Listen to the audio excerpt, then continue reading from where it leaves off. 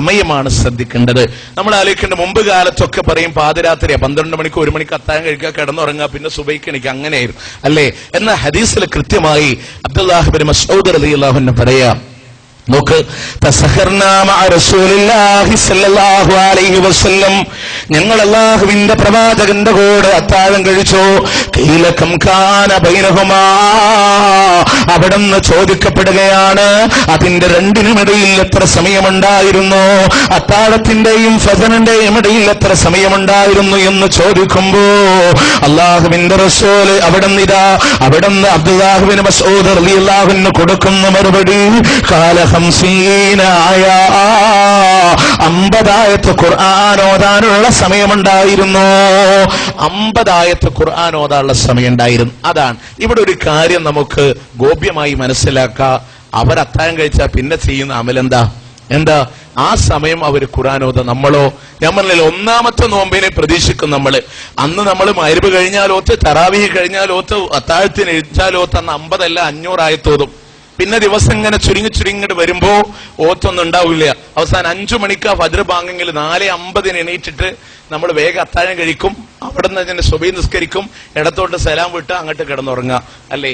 പിന്നെ റമദാൻ ഒരു അവസാനത്തേക്ക് എത്തുമ്പോ ഫോം വിളിച്ച് ചോദിക്കും, അത്താഴം കഴിച്ചുകൊണ്ടിരിക്കുമ്പോ ബാങ്ക് കൊടുത്താലുള്ള ഹുക്കും എന്താ അല്ലേ? അവിടം വരെ എത്തും. നമ്മൾ മാറി അങ്ങോട്ടാ, ഇബാദത്ത് പുറകോട്ടാ. അപ്പൊ അത്താഴം കഴിക്കുക റസൂൽ പഠിപ്പിച്ച സമയത്ത് കഴിക്കുക. അതുപോലെ തന്നെ നോമ്പ് തുറക്കുന്ന കാര്യത്തിലും അതിനെ ധൃതി കാണിക്കണം. സമയാവട്ടെ, ഞാൻ അവസാനത്തെ ലാ ഇലാഹ ഇല്ലല്ലാഹ് പറഞ്ഞാലേ നമ്മള് പിന്നെ ഇത് കഴിക്കുള്ളൂ എന്ന് പറഞ്ഞാൽ അങ്ങോട്ടൊന്നും കാത്തിരിക്കേണ്ട ആവശ്യമില്ല. ഇല്ല, അത് ബാങ്ക് കേട്ടാൽ ഉടനെ ബാങ്ക് കേൾക്കുക എന്നുള്ളതല്ല നോമ്പ് തുറക്കാനുള്ള ഹുക്കുമ്. അത് സമയമാവുക എന്നുള്ള, സമയമായാൽ ഉടനെ നമ്മൾ നോമ്പ് തുറക്കുക.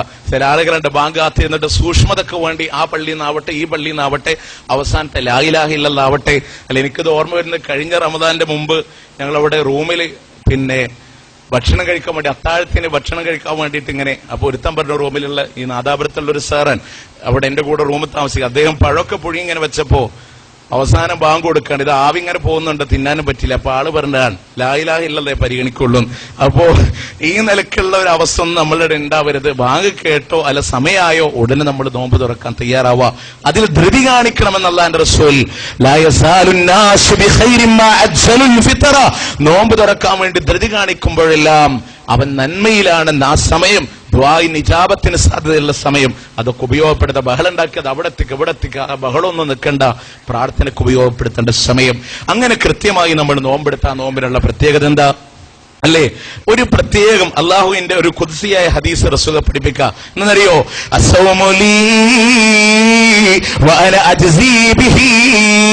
നോമ്പ് എനിക്കുള്ളതാണ്, ഞാനാണതിന് പ്രതിഫലം നൽകുക എന്ന് അള്ളാഹു പറഞ്ഞതായി റസൂൽ പറയുമ്പോ സ്വാഭാവികമായി നമ്മുടെ മനസ്സിലൊക്കെ ചിന്ത ഉണ്ടാവും, അപ്പൊ നിസ്കാരം പഠിച്ചോനക്കല്ലേ അല്ലേ?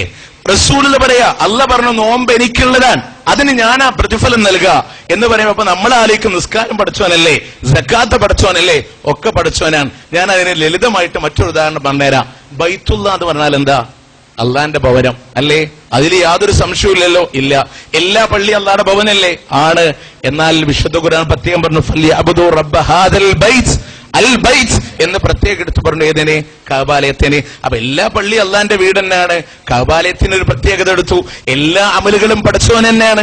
എന്നാൽ നോമ്പിനൊരു പ്രത്യേകത എടുത്തു പറഞ്ഞു അല്ലേ? അപ്പൊ ആ നോമ്പ് അതിന് സ്ഥാനമുണ്ട്.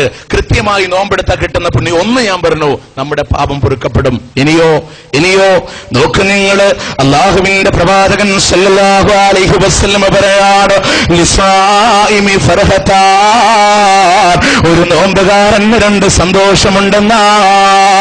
എന്താണ് ആ 2 സന്തോഷമെന്നറിയോ?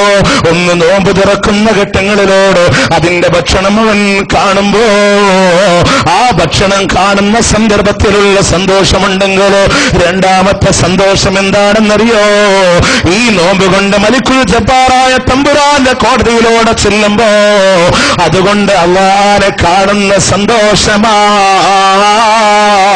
അതുകൊണ്ട് പടച്ച തമ്പുരാനെ കണ്ടുമുട്ടുന്ന സന്തോഷമാണെങ്കിൽ ആ സന്തോഷത്തെ കളയല്ലേ. ചിട്ടയായ നോമ്പെടുത്തോ, നിനക്ക് പടച്ച തമ്പുരാനെ കണ്ടുമുട്ടുമ്പോ അതിനുള്ള സന്തോഷമുണ്ടാകുമെന്നാ. മാത്രമല്ല നാളെ പടച്ച തമ്പുരാന്റെ അടുക്കൽ കടന്നു വരുമ്പോ അവന്റെ വായുടെ പകർച്ചയുണ്ടല്ലോ. അല്ലാഹുവിന്റെ റസൂല് പറയാ അൽ ഖുലൂഫു ഫമുസ്സായിമി അത്യബൻ ഇൻദല്ലാഹി മിൻ റിഹിൽ മിസ്ക്. അത് കസ്തൂരിയേക്കാളും സുഗന്ധമുണ്ടാകുമെന്നാ.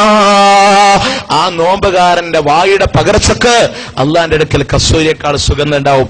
ഇതുകൊണ്ട് തെറ്റിദ്ധരിച്ചിട്ടാ പണ്ട് നമ്മുടെ ഉസ്താദുമാരൊക്കെ പറഞ്ഞിരുന്നത് നോമ്പുകാരൻ പല്ലേക്കാൻ പാടില്ല. കാരണം അവരുദ്ദേശിച്ച ആ മണത്തിന്റെ അല്ല. നമ്മുടെ ഭക്ഷണം കഴിക്കാതിരുന്ന സ്വാഭാവികമായിട്ടും വായക്കൊരു പകർച്ച ഉണ്ടാവും. ആ പകർച്ചയെ സംബന്ധിച്ച് പറയാം, അത് നിനക്ക് നിരാശ വേണ്ട. അള്ളാന്റെ അടുക്കൽ വരുമ്പോ അത് കസ്തൂരിയേക്കാളും സുഗന്ധമാണ്. ഇനിയോ നമ്മുടെ ഒക്കെ ഏറ്റവും വലിയ ആഗ്രഹം എന്താ? നരകത്തിൽ നിന്ന് രക്ഷപ്പെടാന്നല്ലേ? അല്ലേ? അല്ലാഹുവിന്റെ റസൂല് പറയാ മാമിൻ അബ്ദിയ സോമ യൗമൻ ഫീ സബീലില്ലാഹ് ഇല്ലാ ബഅദല്ലാഹു ബിദാലിക്കൽ യൗമ അനിന്നാരി 70 ഖരീഫാ. അള്ളാഹുവിന്റെ മാർഗത്തിൽ നോമ്പെടുക്കുന്ന ഒരു അടിമയുമില്ല. ആ ഒരു നോമ്പ് കൊണ്ട് നരകത്തിൽ നിന്ന് 70 വാര അള്ളാഹു അവനെ അകറ്റിയിട്ടല്ലാതെ ഇല്ല. ഒരു നോമ്പ് അള്ളാഹുവിന്റെ മാർഗത്തിലൂടെ എടുത്തോ നരകത്തിൽ നിന്ന് 70 വാര അള്ളാഹു അവനെ അകറ്റുമെന്നാ. നരകമോചനം നിനക്ക് നോമ്പ് കൊണ്ട് ലഭ്യമാ. ഇനിയോ മനസ്സിന്റെ ഏറ്റവും വലിയ അഭിലാഷമില്ല, ആഗ്രഹമില്ലോ? ആ സ്വർഗത്തിലൂടെ കടന്നു പോകണമെന്ന മോഹമില്ലോ? അവിടെയും അല്ലാഹുവിന്റെ റസൂല് പറഞ്ഞില്ലയോ ഇന്ന ഫിൽ ജന്നതി ബാബാ യുഖാലു ലഹു റയ്യാൻ.